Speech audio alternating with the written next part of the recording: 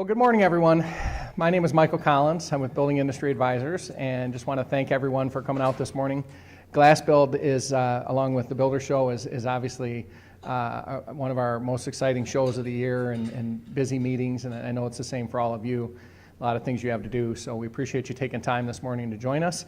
We hope to have some valuable information to share with you that you can use in your business and in working in this great industry that we all share. So as is our habit, we're going to start out with macroeconomic overview, give an idea of how we're seeing the economy, take a look at both the commercial and residential sections, look at some window and door industry trends. I'll have my colleague Walt come up and talk about improving the value of your company, how to make your company more valuable, and then we'll close out with a look at the capital markets and mergers and acquisitions activity in the window and door segment to round out the picture.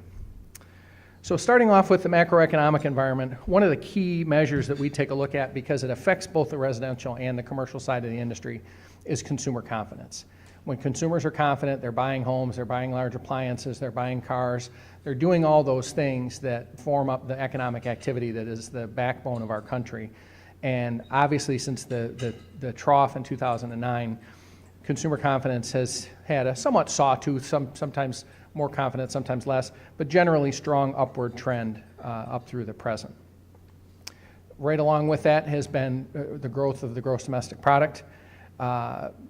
Regardless of how you feel about Washington or who's in charge of Washington right now, there's a very strong case to be made that the tax cuts had a very positive impact on the economy. There were projects that we were told were on hold that came back to life because of the tax cuts. There were projects that were probably not going to happen that then under a different tax scenario made sense. And really mergers and acquisitions activity, everything has that we focus a lot on has really jumped in the time since the tax reform went through. So if we look at a long-term average rate up until at the end of the last boom period, 3.4% is a sort of a long-term average growth for our economy. We'll be right at that growth this year. Growth might be a little bit slower next year, maybe a little bit slower the year after that. But the thing that's critical to keep in mind is that all of the problems and the things that were going on out in the market that led to the Great Recession, none of those things are happening right now. Even millennials are putting 5-10% down payments on homes. You don't have people paying an extra 1 or 2% interest rate to not have to verify their income. We're getting back to sort of old-fashioned banking driving the housing market, and it's really been absolutely beneficial. Now, tariffs are a topic of discussion right now. The timeline on the tariffs, they sort of have rolled out over time. Last quarter of last year, we had a tariff imposed on lumber imports. The softwood lumber agreement went away. Then we've had tariffs imposed on aluminum and steel. They estimate that has increased the cost of a typical home by about $2,000. And I know that doesn't sound like a lot when you think of a home being a $200,000 or $300,000 venture, but when you look at builders and the way they measure their economics, even a few $100s per home is of critical importance. So a couple $1,000s is really a pretty big number. And the natural question is sort of what's the next area that might see tariffs, and it's anybody's guess. When you have two big countries like this sort of firing broadsides at each other economically, it goes on for a while, and then both sides or one side or the other feels the pain enough that they say, okay, well, let's sit down and work this out. And you'll see NAFTA re-geared, and you'll see trade agreements with China, and both sides will come away from the negotiating table shouting, we won, and things sort of go back on as normal. So this tariff scenario is not something that we see as a long-term thing. It's not something that we see causing anyone out there to say, well, gee, I guess I'll scrape the rust off that old steel mill and restart it, and we'll start this domestic steel mill, because it's a massive multi-$100 million, if not billion-dollar investment to do so, and it's just simply not likely to happen in a near enough short-term period that we won't have the tariff aspect straightened out in a more traditional manner. And part of the reason that this is such an issue is that trade over time has just become a bigger and bigger percentage of our gross domestic product. All of us use products every day that are brought in from overseas, and when you look at what the impact of the tariffs would be in the long run, if they were put in place in the long run, they would lower our GDP by $20 billion, and they would cost about 80,000 jobs. So that's obviously not anyone's desire for the economy, and so they won't be allowed to continue to run indefinitely. They'll eventually be corrected with trade agreements. Now, we always talk about average hiring, how many jobs are created every month, and I always advise when we have these presentations that when you hear that news every month, that news comes out of how many jobs were created this month. Whatever the number is, think of it in terms of 200,000 jobs created. How does it compare to 200,000 jobs created? And if it's less than 200,000 jobs created, then that's just a little bit less than the number we want to see in this country. It's not the same in other countries with a different population and economy size. But in this country, 200,000 jobs a month is indicated of a self-sustaining recovery. And so this month, the announcement came out just before the show here, August, 201,000 jobs created. I said, that counts. That's more than 200,000. I'm counting that as being above the level. When we looked at the average for the year, it's 207,000 jobs per month created all year. So all year, our economy has been adding a number of jobs every month that would indicate a self-sustaining recovery. So we take that as a very positive sign. The labor market, no surprise to anybody here, is very tight. The unemployment rate is down to 4%, which we define as full employment, meaning there's always some frictional unemployment in a country. It's never 100%. There's always people moving and changing jobs. And unfortunately, anecdotally, at a full economy like this, a full employment economy, the folks that want jobs have them. The folks that don't have jobs maybe don't want them. And you really cannot safely recruit among individuals right now that are not working. That's probably not your best pool. And we'll talk in a little bit about how companies address that and the implications of that. But essentially, it's just an extremely tight job market, including in the construction area. There are hundreds of thousands of unfilled construction jobs, just can't find people. There was a whole cadre of people that were sort of close to retirement when the last downturn started, and their desired retirement age came up during the downturn, and they just simply never showed back up again. They got their union pension, they're a carpenter, they're a roofer, whatever, and they're not coming back into the job market. So we lost a lot of those folks in those construction jobs, and a lot of those jobs remain unfilled. Now, interestingly, construction sector productivity, in terms of worker productivity and the efficiency of workers, the blue line is what's going on in the overall economy, and construction worker productivity is that red line that's straggling off down below it. That is for a lot of reasons. The construction industry, I think as anybody here would attest, they're sort of slow to change and adopt new things. There are products that have been around for a long time that are viewed as still, well, I'm waiting to make sure that product doesn't have any challenges out in the field. I'm not going to be the early adopter. It's getting better, but historically, it's been a slow to adopt new technologies type of industry. And that finds its way into lower worker productivity. So what can the folks in this room do about that? Well, what you can do is benefit from that by being the one that offers things in a more unitized manner, in a more prepackaged manner, things that eliminate field labor. Any way, even though it might not be you providing the field labor for your products, anything that shaves 15 minutes, 20 minutes off of an installation helps lessen the tightness of the labor market for your customers. And approaches that are coming out more pre-hung, more unitized, trucks are shipping bigger and bigger fully assembled window and door products out into the market for the sole reason that factory labor is cheaper and somewhat more plentiful than field, especially union labor. And so that's an opportunity that's created for companies in the industry.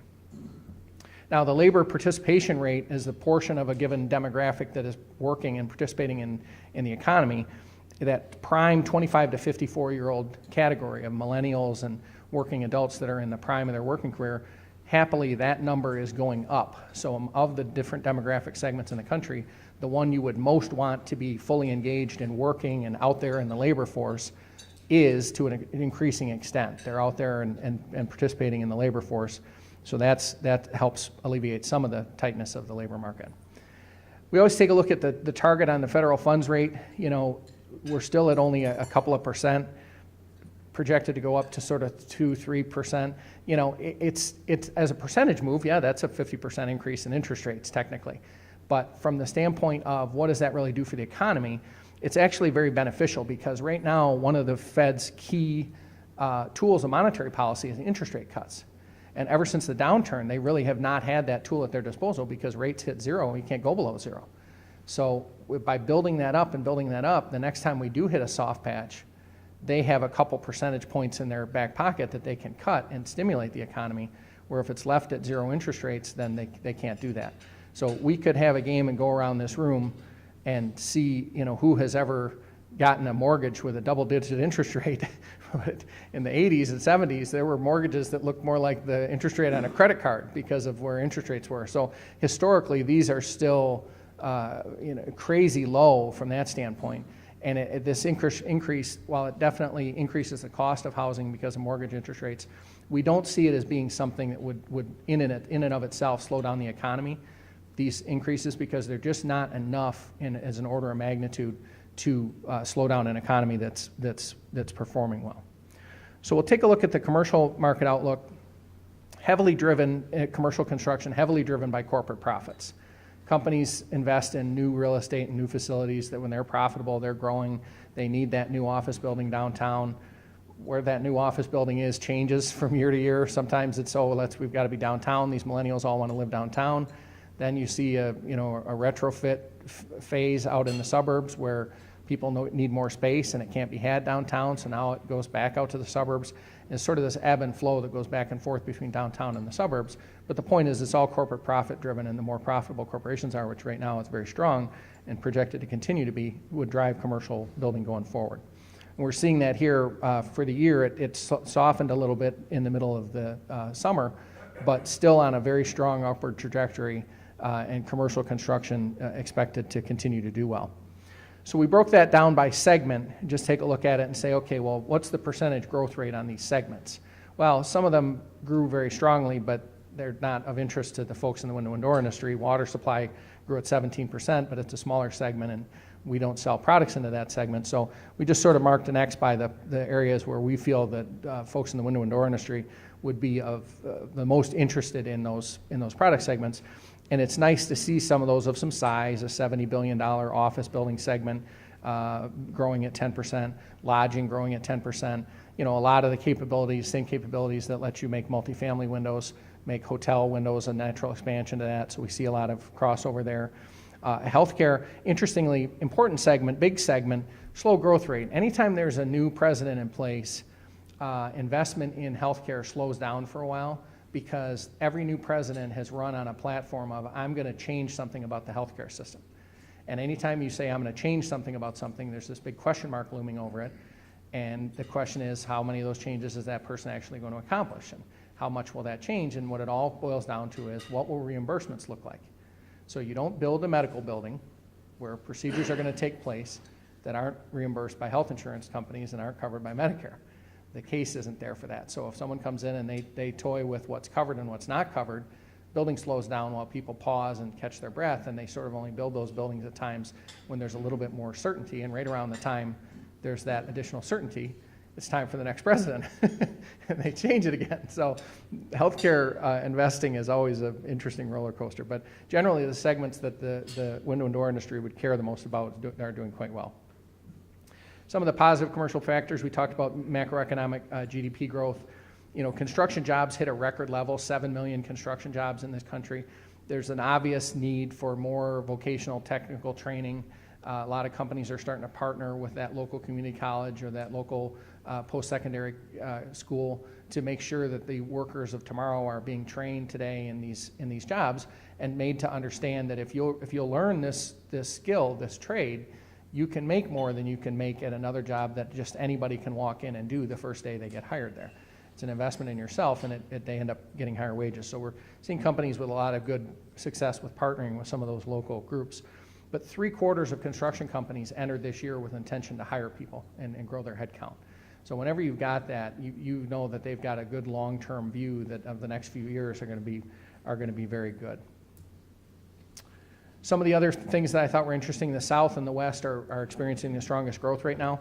And of the states that they projected commercial construction for the year, only 3 of them were projected to have a contraction in their commercial building this year. New York City had something like $42 billion in construction last year, so maybe it'll be $37 billion this year or something. So it's technically a contraction, still an enormous market. South Dakota, clearly that's the cooling off of the fracking and the oil prices haven't come down. And Nebraska, I wasn't sure what really drove that, but the point is there were only a few of the states, and most of the states are going to see expansion in commercial construction over the course of the year. And I should have mentioned at the outset, the thumb drive that's in front of you on the table has today's presentation on it, along with some articles that we've written for Door and Window Market and Pro Sales. So those are yours to keep, and so you can take notes, certainly welcome to, but don't need to take such copious notes.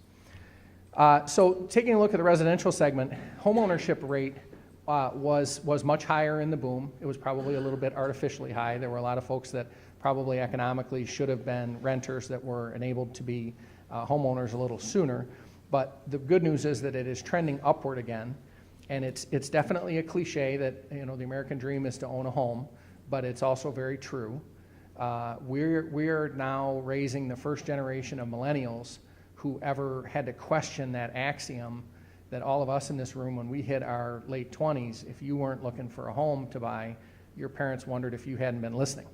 And it was a big celebration among us when we were in our 20s that one of our friends bought their first house, and that was a rite of passage. And it went away a little bit when the millennials got a taste of declining home prices and made them question for the first time in decades, many decades in this country, whether or not a home was a good investment.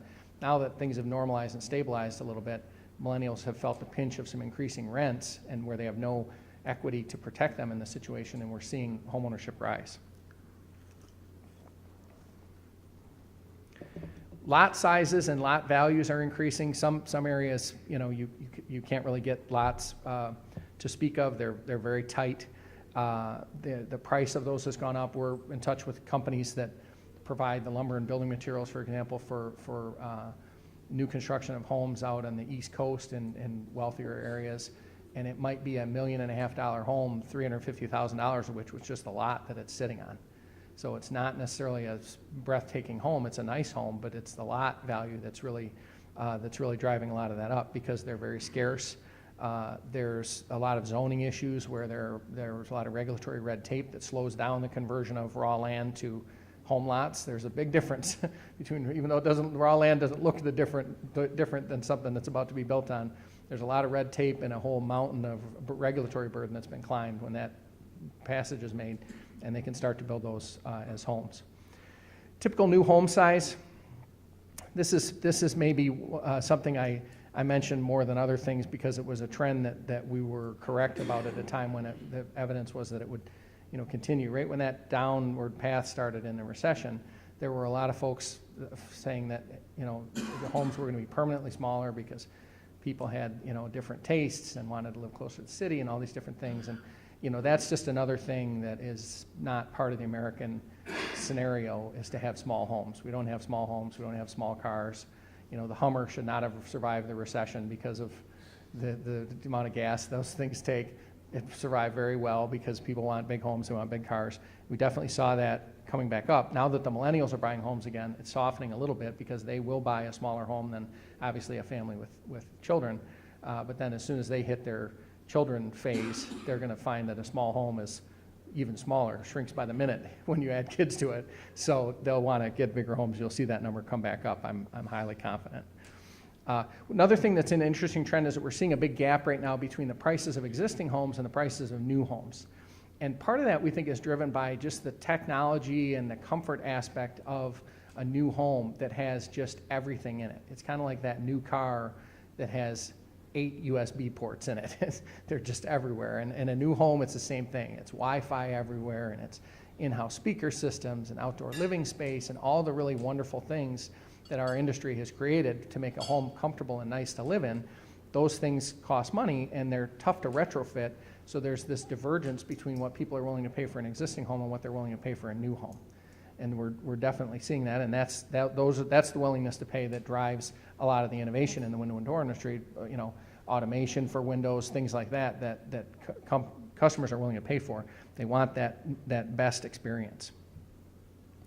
The housing market index, builder confidence is at a 2-decade high. The last 20 years it's never been higher. Definitely want to see that. Builders by nature are conservative and risk averse, and usually the first ones to say when they think the market is softening. And so to see them building on, and they're not, fortunately it's not a spec building driven market like it was leading up to the last recession. It's a more measured market where most homes are being built for someone that's identified and they're the one that bought the home, not on spec and gee, I hope someone buys this. So it's confidence for a reason, so to speak. Back in the downturn, one of the biggest problems was that there was this glut of homes on the market. The month's supply was up to practically a year of supply of homes at the current rate of burn off. We've seen that come down to now where it's just a few months of supply of homes on the market at any given time. Existing home sales have chugged along and have just eaten up that inventory of homes that were sitting dormant and worked it down gradually and steadily over time, which is a much better equilibrium for the market. So we're not sitting on a ton of homes, because if you've ever dealt with a home that sat for a long time, a home can't sit for a year and then you just step right back into it. There's, that doesn't smell right. There's mold issues. There's all kind of things that come up with a home sitting. A home is not a can of soup on a shelf. It does not do well with just being not lived in, and so it's real positive to see all that burned off. Now, interestingly, it's always sort of a case of, be careful what you wish for. We all wanted this recovery. Well, now we've got this recovery, and they are expressing some concerns that as the building market continues to recover, and as interest rates and material costs are growing just a little bit faster than incomes, you do have a crossover point where homes become a little bit less affordable. If you're, that's why median home prices in Los Angeles are $600,000, and it's not a breathtaking house. It's an average typical type house that would be a few $100,000 elsewhere. It's okay because prevailing wages there are higher than the place where that house would only be $300,000. So that's the equalizer, is incomes versus home values. The problem is the home costs are outpacing incomes by just a little bit, so that in the future you would see areas where home prices were overvalued, and we see that, we'll see that again in a minute, but in terms of oversupply, but it creates an issue where the homes are somewhat overpriced. So this takes a look at single-family permits from May of last year to May of this year. And the red is when it went down over that time period, and yellow is when it grew, but just a little bit less than overall U.S. So yellow in this case is good too. And green means it was better growth than the average place in the country. So all these green states are states where, and my poor beleaguered home state of Michigan, finally green on a map. I don't know if I had seen Michigan listed as a state, but Michigan's doing well. Indiana, places that had not participated in the run-up were hurt in the downturn, and now they're doing well in the recovery. You're seeing that growth, and you're also seeing it in the Southwest and the Southeast, which are huge growth engines. Texas, after a long run of being better growth than the rest of the country, registered just a little bit less growth than the country as a whole, but still an absolute powerhouse in terms of home building in Texas. So the entire Sun Belt looking great. Single family starts, the National Association of Home Builders has them just finally peaking back up to 1 million in 2020. So we're not at any kind of overbuilt scenario yet. We'll look in a minute as to when that overbuilt scenario might take place. But for right now, we're still catching up with the millions of households that were not created during the downturn because of millennials and young people that did not go launch on their own, did not get that starter apartment for a couple of years, save up and then buy their first home. That stuff didn't happen. And so now we're still burning off of some of that lack of building, and you're seeing that in these still relatively tepid numbers compared to where we've been in the past. Vacant developed lots, again, that's where they've crossed over that hurdle and they've gotten it zoned that they can build there. They've gotten permission to build there. We've got an inventory of vacant lots. And you look at starts. So starts are climbing. The red bar along the bottom is starts. Those are starts climbing. That's positive. The vacant lots are being burned off and used, but at a really slow pace. So there's still decent lot availability. You might not be able to find that perfect A+ lot, but as a B+ lot, there's still a significant amount of availability out there. So we're not expecting lot availability just in and of itself to be a factor that would topple the housing market growth. So taking a look from at the past, again, just driving home that point where we look at where we were at the previous peak, and that's the 05 peak where it was not necessarily in the 06 and 07 when a lot of that was driven by some of these fallacious mortgages. 05 is sort of the tail end of the 2003 to 2005 period. That's usually benchmarked as the last semi-normal housing period. We're still nowhere near that point of growth, but we'll cover in a minute that we may well get there before too long. Same thought process here with the multifamily market. Multifamily is one of those curious markets that is talked about as, oh, multifamily is going to cool down, it's going to cool down. We've only really talked to people in a couple of pockets where the multifamily actually has cooled down. Generally, it's still going strong in other areas. And people that are being priced out of homes where they can't afford the home that they would want to live in right now, multifamily is the obvious answer to that. They don't go buy a house that's less than what they want. They tend to rent and then save up and then get that house down the road. They don't want to buy in the interim. And so again, right across the Sun Belt, but certainly more green states among multifamily performance last than single family. So it's more the multifamily recovery, although everyone is still predicting that it will slow down. And we see here in the next few years, it's expected to cool off the multifamily segment. It has carried a lot of companies here in the recovery period that were fortunate to be in areas that saw a lot of multifamily building. And even in the cooled off phase, you're still looking at a few 100,000 multifamily units a year. So still a significant market. This is what I was talking about earlier, where home prices are the blue line there, and the income supported home price, meaning the price that you could justify paying for that home based on what your income is. Those start to diverge sort of next year or the year after, where you would start to feel, gee, I can't afford that house as well as I thought I could. Your wages haven't kept up with home prices. And then that is a situation that will continue for a little bit, but then it'll correct itself in, maybe that's when a few years from now, 2022, 23, according to this chart, the housing market takes a breath and we have a slow patch. But up until then, it would indicate, being able to fundamentally afford the typical home that was on the market. Taking a look at closings, annual starts and closings by state. Some of the strong states from the past, Texas, Florida, California, North Carolina, really seeing a lot of starts, and it just sort of spreads out based on population and how the economy is performing in a particular state. But the point is that the big states are in and of themselves, California and Texas both would be respectably sized countries if they were their own country. So those are growth engines that are just critical to the overall economic success of the whole country. And as we can see here, they're more than doing their share. Interestingly, housing inventory and closings by price. So this takes a look and says, okay, not every home is $1 million home. We almost get nervous when a company we're dealing with serves $3, $4, $5 million homes because how many of those are there out there being built? There's a certain number of them, but when the economy softens, those tend to be the first ones to stop. Out of caution. You want to be in that sort of middle of the market. And what's interesting is that there's not as much emphasis on the low end of the market right now. It's really good emphasis on that mid price point of that $250,000 to $500,000 home. That's a heavy focus area out there. And that's good news for the people in the window and door industry, because frankly, that's a big enough home to get a good window and door package in there, to have some hardware upgrades, to have some window and door upgrades, to have that, bifold door across the back patio, that kind of thing, and be able to have some products that have, frankly, nicer margins in them than you would have if you were down at that $150,000 segment. So it's a benefit to the industry that the middle of the market is doing so well right now. And as you can see, we're not reliant on these $1 million houses. It's great if you have that segment in your portfolio, but no one is generally solely reliant on those. This is another look at that over and under supply pattern. It basically coincides with the other view that says that we probably are still catching up on the unformed households from the past that needed to be formed, and they're being formed now. And we won't get into a situation of being overbuilt until probably about 2022.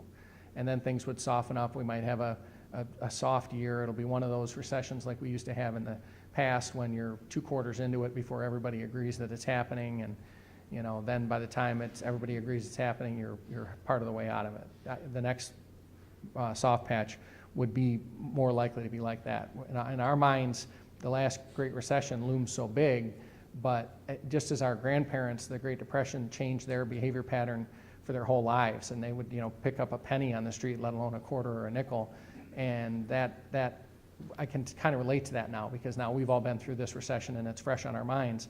But it would be like preparing for the 100-year storm within a few years of each other. It's technically possible, but it's just not very likely. Turning to remodeling then, one of the obviously greatest drivers of remodeling is, the sheer age of the housing stock in America. There's a certain number of homes that burn down every year, destroyed by weather, things like that, but that pales in comparison to the number of homes that are just simply old and inefficient, energy inefficient, and need to be upgraded. And there's a massive 40% block of the homes in this country that are over 45 years old and need various upgrades all the time.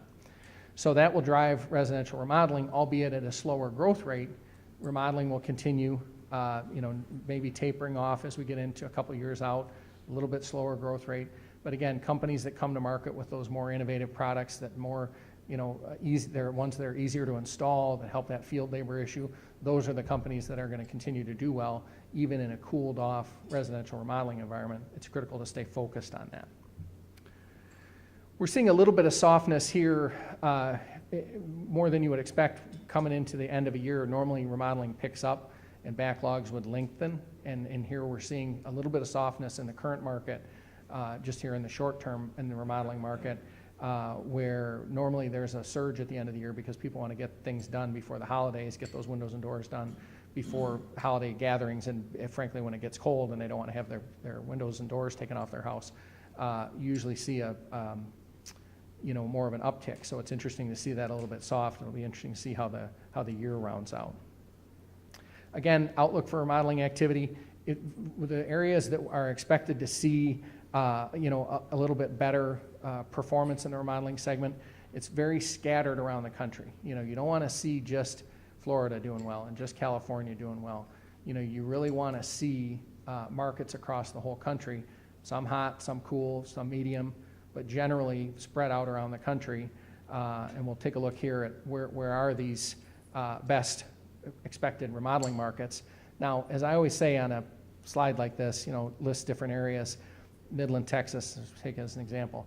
Now, does that mean go focus all your energy on Midland, Texas? No, but if it means you've got a dealer in Midland, Texas, and they're not going gangbusters for you, give them a call.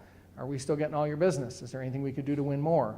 Have your sales team look at these areas, and if there are any of those areas that you serve and aren't seeing that pop, or that you don't serve, and you're going to be in that area, make a couple visits and stop by. Hey, love to talk to you. Hear your area is doing well.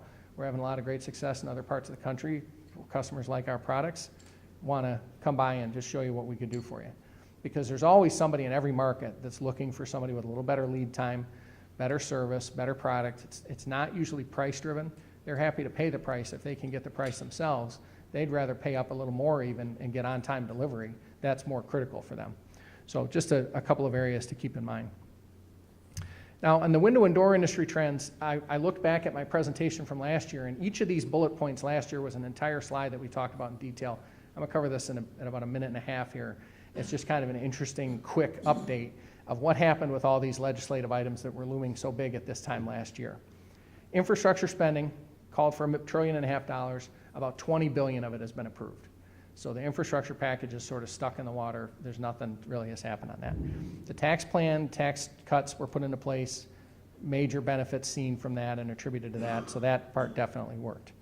If you remember, it was a border adjustment tax that was being talked about last time, and they put in tariffs instead of that, which is great because I understand tariffs better than I understood the border adjustment tax, and I don't have to figure out how that was going to work.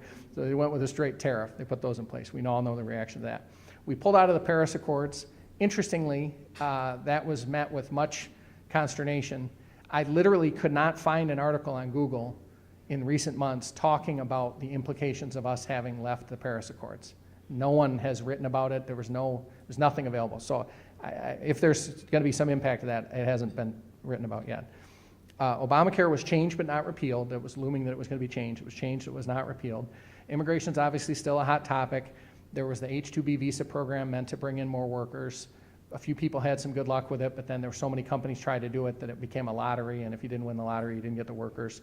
The border wall is continuing in certain areas. Walls are being built up between the U.S. and Mexico, but it's mostly unfunded, so there's not some big building project going on there that was supposed to be. Dodd-Frank was going to deregulate Wall Street, or re-regulate Wall Street, I'm sorry. That was left mostly unchanged. And then the other issue we talked about was red tape and regulatory burdens with construction, and all that stuff is still continuing and still absolutely in place. So just kind of an interesting starting point of things that seemed such big issues a year ago, and then some of them haven't even really come to fruition. Labor shortage we've really talked about already, the 4% unemployment. Where that comes home to roost in the window and door industry is that installation labor is getting very tough to find. And now, if you don't provide installation labor, that's technically not your problem, but your customers certainly do deal at the dealer level, and so it's their issue. And again, the best thing that you as a company can do to help your customers with that is not go out and form some installation division as much as to just be super mindful of the ease of install of all the products that you sell, and talk to your customers. Is there anything that we could do to make that product easier to install in the field? Is there a different way we could package it? Should those screws come separately, or should they all be together? Whatever the thing is, there's probably things that you could do to make the product easier to install that would alleviate your customers' challenges of not being able to get installers. And if you're the company that solved that issue for them, you're top of mind in their list going forward. Producer prices are definitely climbing up. Glass prices drifted up just a little bit this year. We didn't hear from folks that it was more than a few percent. Availability stayed pretty steady. We didn't have these long lead times that we had in the past in the past few years.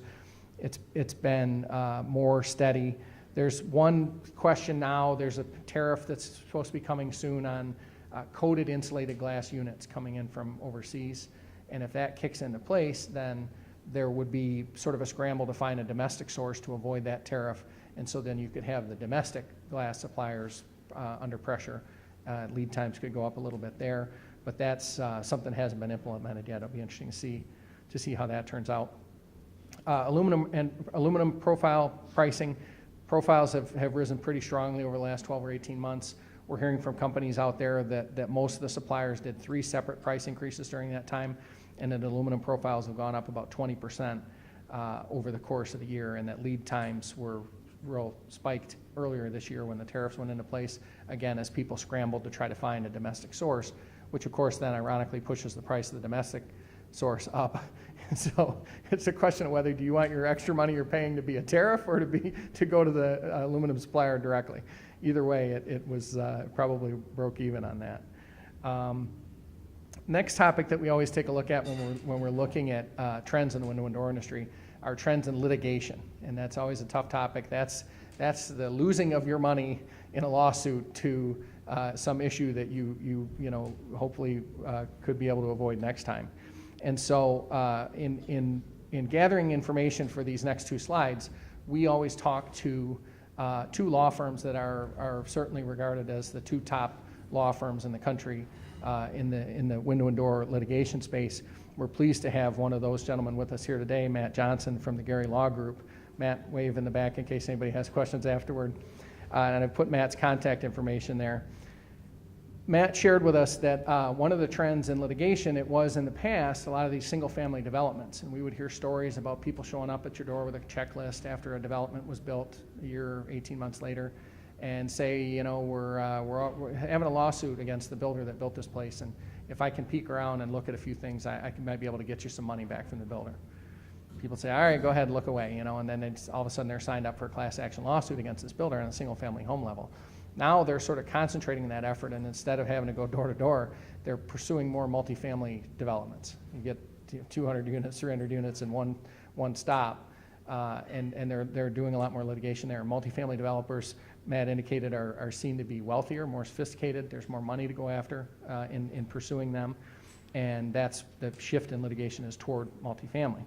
Another common lawsuit that he's seeing becoming more common is a dealer buys windows from you, put them into a multifamily project. The builder, developer, property owner says, we want you to field test, say, 5 or 10% of these windows. Dealer's eager beaver wants that order, says, sure, test 5 or 10% of windows, no problem. They agree to do it, and they don't do it. You, the manufacturer, they never ask you about it, they never do it, there's no field testing done. If the windows perform, it's probably not a problem. The first windows start to leak, you pull out the paperwork, give me the results of that 5 to 10% of those windows that you tested in the field. And so that wasn't done. And so now what Matt's group is seeing is they're suing, and of course, the manufacturer has more money and capital and assets than the window installer, so they just put their arms around everybody, and now the window manufacturer's in a lawsuit on, a promise they did not make and they were not really party to. And I'm sure there's a way of, when you have order contracts and purchase agreements and things, purchase orders with your installers, that you're putting language in there, and Matt, I put Matt's contact information there if you want to reach out to him to ask him what that is to avoid that. It would be a terrible suit to be involved in when you've had so little to do with it. The other attorney that we look to for advice about these is David Toney at Adams and Reese, and David shared with us that they're seeing a few different areas. Green building and LEED certification and all that's very big. It's been big for years. There are more cases now where there was maybe a little bit of aggressive salesmanship on the part of window and door companies or dealers saying about the big savings that companies would get, and if you put these in, they'll pay for themselves in so many years, and sort of hard fact claims that were made in writing about the payoff of doing these, because the green products are more expensive than standard products by their nature. Better materials, so forth, tougher manufacturing process. So there are a lot of folks now that have bought these products on the notion that they would get some payback that they haven't seen, and they're litigating over that. Another one is false advertising litigation that actually happens between competitors, where you make a claim about your product that I think isn't true, and rather than suffer the consequences of being out in the market and having people think that thing about your product is true and I know it's not, I'm going to sue you, which of course then causes you to sue me, and it's back and forth. So there's sort of an aspect of these lawsuits over product claims.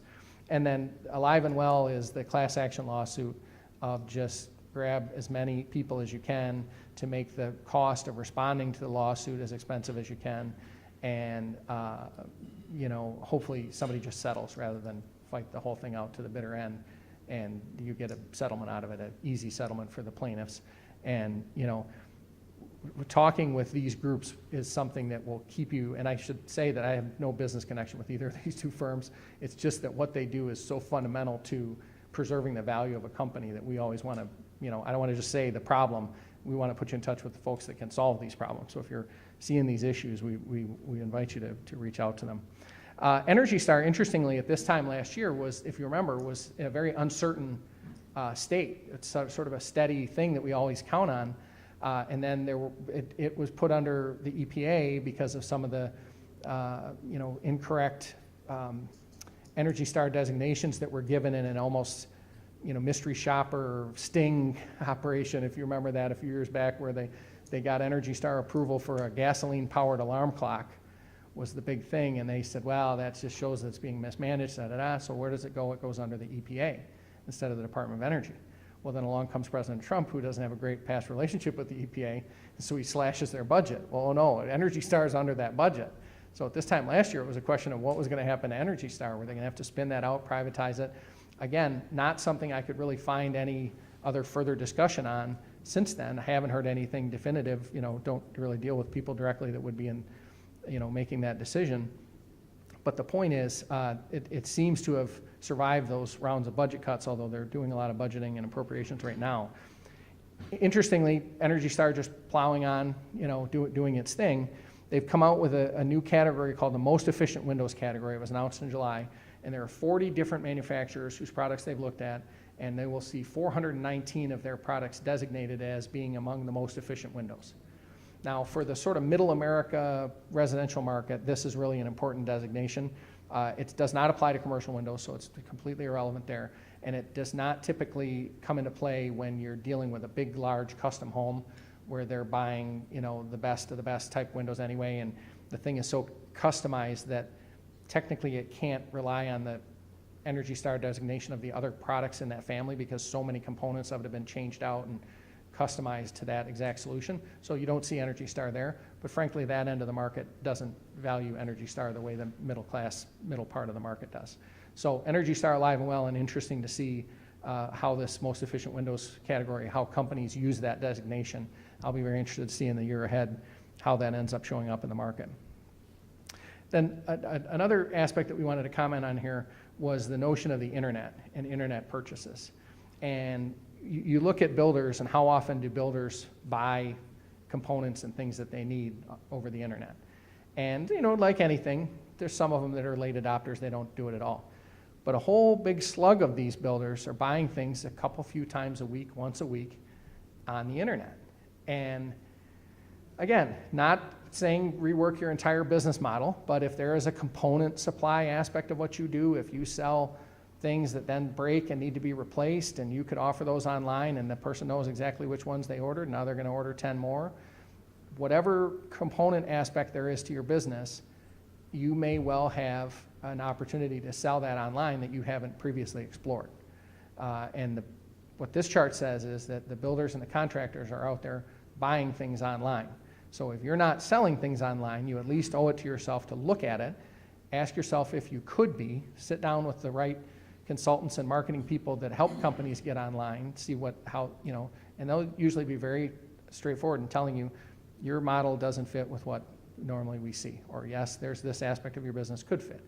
And so you can explore this online part supply, and we've seen some success stories of people really build some really nice, sophisticated online part supply businesses because it's easier, and business owners are like the rest of us. They do work at 10 p.m. and 4 a.m. and weekends and holidays and crazy times, and for them to just get on a computer and know that some part is going to show up 3-4 days later, they'll do it. So that's what this is indicating. So with that, I want to turn it over to my colleague Walt to talk about some of the general things that you can do to improve the value of your company, and then I'll pop back up, cover the mergers and acquisitions activity for the industry, and we'll conclude our session. So Walt.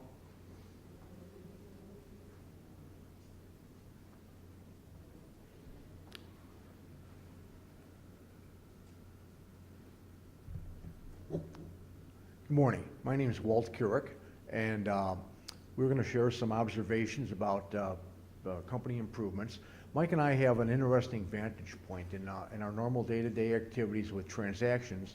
We're involved heavily in the due diligence process of companies, and when that happens, the potential buyer of a business really takes a good hard look, a long-term look over the quality of the business that they're looking to acquire. And there are a number of recurring themes here, and we thought we would share some of our observations with you. The first is that the business owner needs to take time to work on the business and not necessarily work in the business. Underlying many of our observations, there's one thing we see frequently is that a business owner does work on the business. They do come in on the Saturday to do things that are the non-day-to-day operations, but typically the owner of a middle market business spends his time or her time on the financial affairs of the business. And oftentimes the owner is too heavily involved in the financial affairs, not in monitoring them, but in creating the underlying information. But you need to take time to work on the business because often when opportunity strikes, there just isn't time to do it. You need to prepare the business for a future liquidity event if that indeed is part of a long-term strategy. The first thing to do in our thoughts to take stock of the business, to really evaluate what the business looks like qualitatively in your own mind. Is the business growing? It needs to be growing simply due to inflation. If you have a business and you don't have aggressive growth plans, that's not necessarily a problem, but the idea is that you have a valued workforce. Each year you need to improve the compensation packages for your employees. And on that measure alone, if the business is not growing or enjoying notable growth, the business will be retrenching. And then you have to look at your margins and your profitability levels. There's two key considerations here. The gross margin level, which would be your sales less your direct cost of sales, gross margin, and then the other key determinant is the net profitability of the business. Net profit could be measured by net income, it could be measured by cash flow, but essentially you have to be monitoring the ability to maintain your selling price and to grow the business at the same time, and then overall you need to be looking at the overall profitability of the business. The last line here says scalability or commoditization.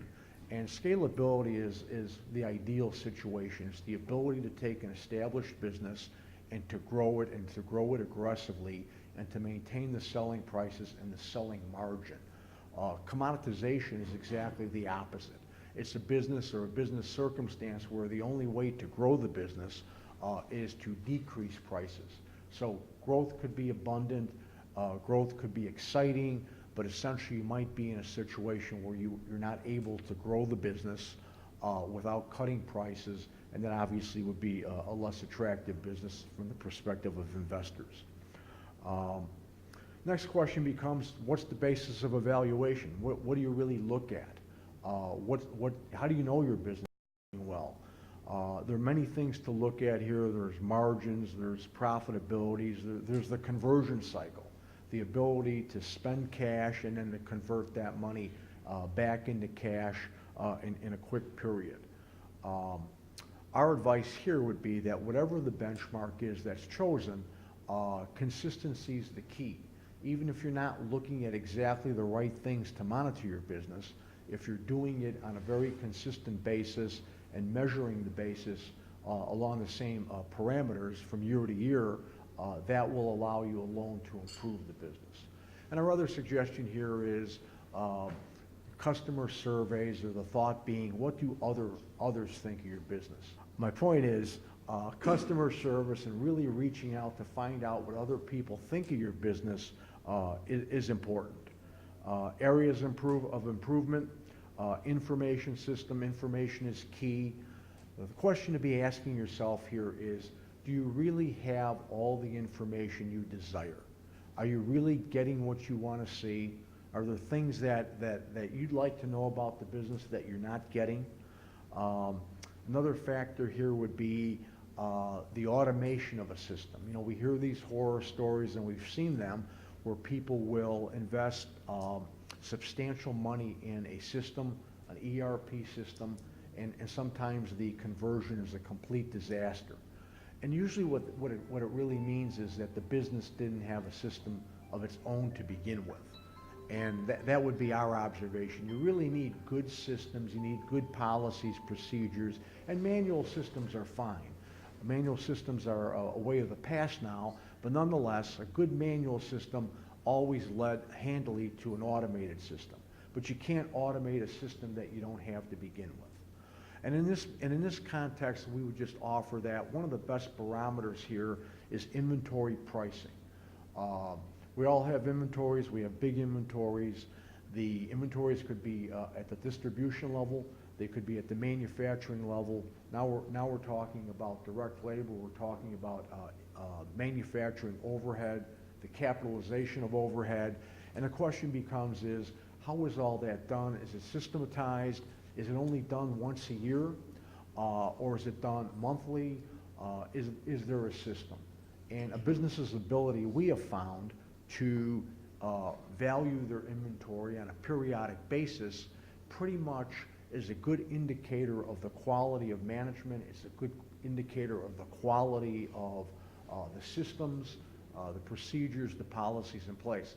It wasn't long ago, and we still see this circumstance time and time again, where we'll see a good-sized middle-market business, and that business will not really know how much money they've made until the very end of the year, when the very end of the year inventory is priced out appropriately. Telltale sign, but it's certainly still out there. Financial performance, this is really key. Certainly at the end of the year, most people have very accurate results. They certainly have accurate results to report for taxable income, but essentially what's it all about between the year ends? Do you have good information? Is the information you're receiving monthly? Do you get a daily report? Do you get a piece of paper as the leader of your business knowing exactly what the financial snapshot of the business is? What's key here is that all of this information should be prepared by others.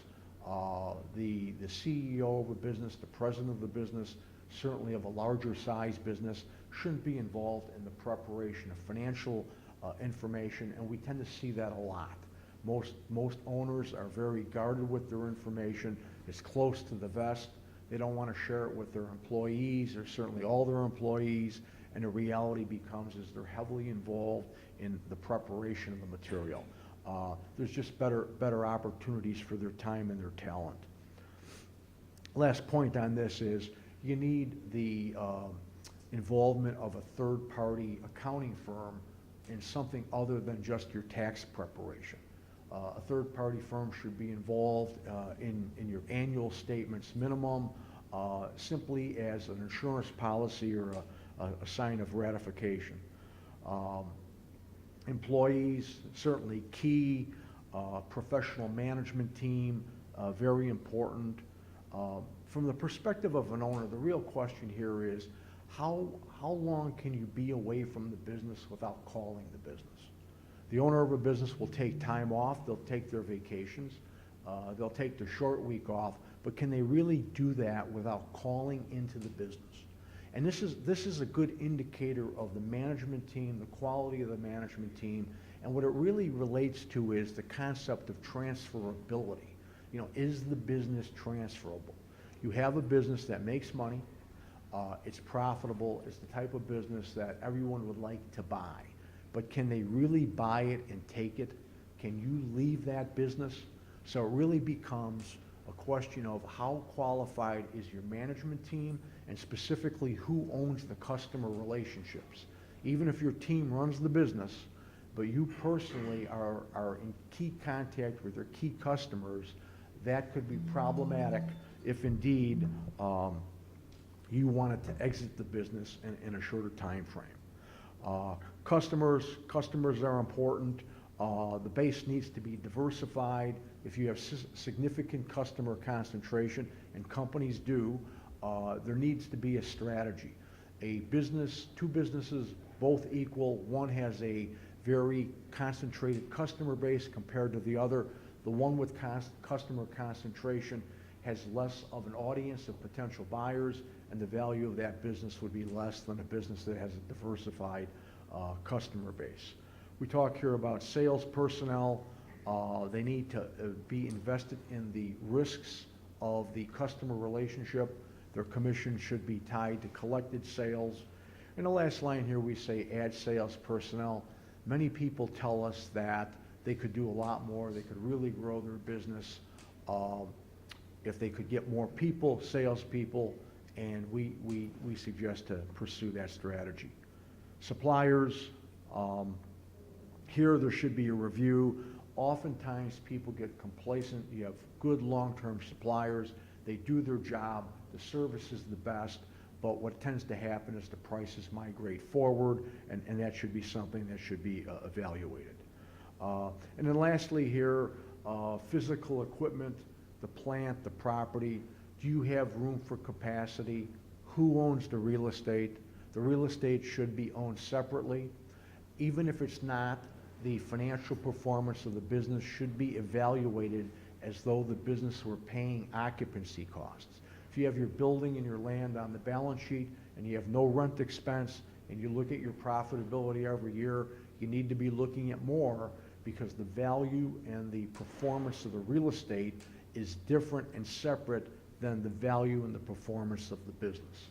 I may not have mentioned it here otherwise, but as far as the efficiency of the balance sheet, you need to keep the business as an operating business, and if you have excess levels of cash in the business, the cash should be removed from the business. People tend to use cash as a cushion. It means you take advantage of inventory purchases. These are all great things, but what's common is people end up operating a business with a far greater inventory level than may be necessary, and now when someone wants to buy that business, they want it all. They want all that inventory, and they expect to get that inventory even if indeed the business has excess inventory levels within it. So just a high spot of some of the things we see rather routinely, and we thought we would share.